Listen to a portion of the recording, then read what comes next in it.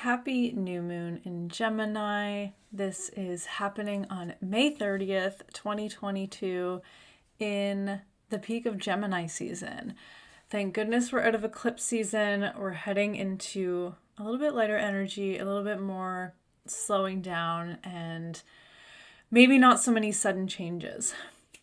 So what's up? I'm Kelsey. Here I am, teaching you a little bit about each moon, new and full moon that we have happening. I'm from Canada. I love astrology and many other wonderful things about being a human on Earth. But today we're here to talk about the new moon in Gemini.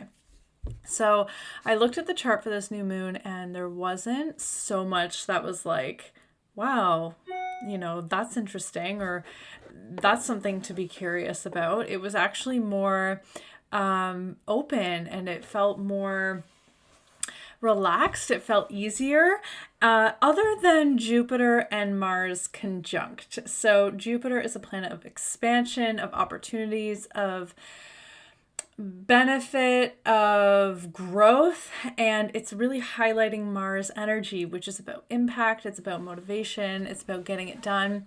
And this is happening in the sign of Aries, which is a fire sign, which Mars rules.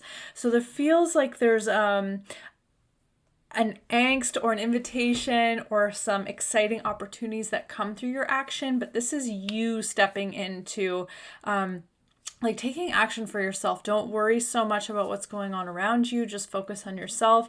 So it feels a little bit like, yes, things are happening, but don't act too hasty and just check in with yourself first. Chill out. Everything's going to be all right. The other thing is Mercury, which rules Gemini, will be retrograde, and it will be retrograde in Taurus. So this feels like take it easy, take it slow. Just take that extra step before you actually take action. Just breathe in, check in with your body, check in with how it feels for you, and then move from that place. Make sure you get aligned first. We're also going to have Pluto in retrograde at this time. So this is a little bit more of a collective focus. I'll talk about that in just a moment. The other thing that's happening is it just feels like we're being open, we're being curious. Okay, so the moon is our internal experience. It's our internal filter, if you will. It's our emotions, it's our beingness, it's our feminine essence, if you will. There's a few layers to that. I don't mean masculine, feminine, like man, woman, but there's a little bit more of a flow. And the sun is together with the moon, and the sun is where we shine our light, where we are seen. It's the light of our soul. So they're going to be together, and they're going to be together in Gemini. And Gemini is open, it's curious, it's inquisitive, it's fun. And this new moon feels like just be open. Plant seeds of intention, of being open and curious to expansion happening within yourself, within what you want to take action towards. And don't move too quickly. Just take a minute, just really reflect.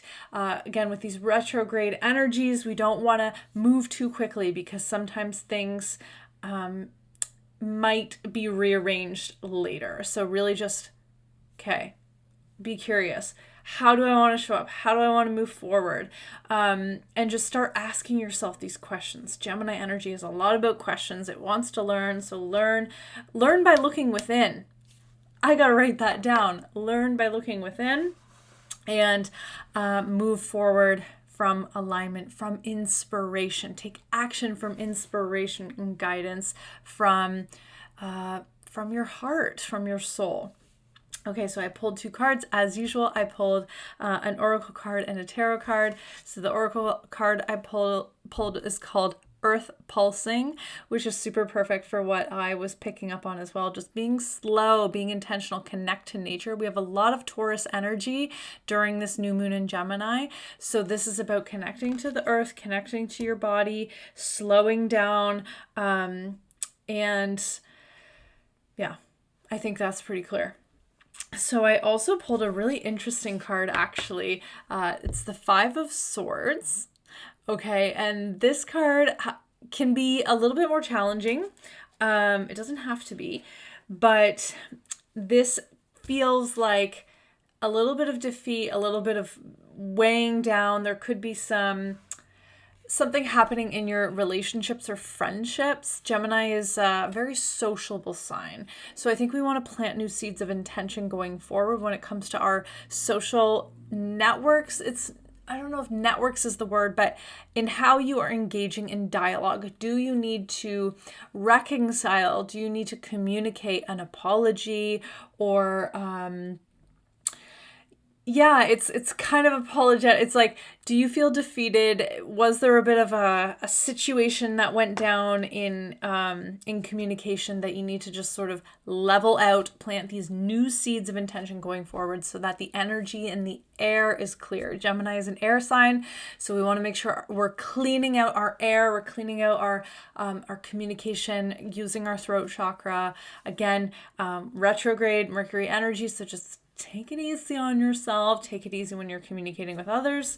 And with that Jupiter and Mars conjunction in Aries, I think that there could be heated conversations. So I say that because Mars is really fiery. So just maybe checking in and making sure that the conversations that you do have and exchanges you do have when you're sharing information, just make sure it's coming from a centered place.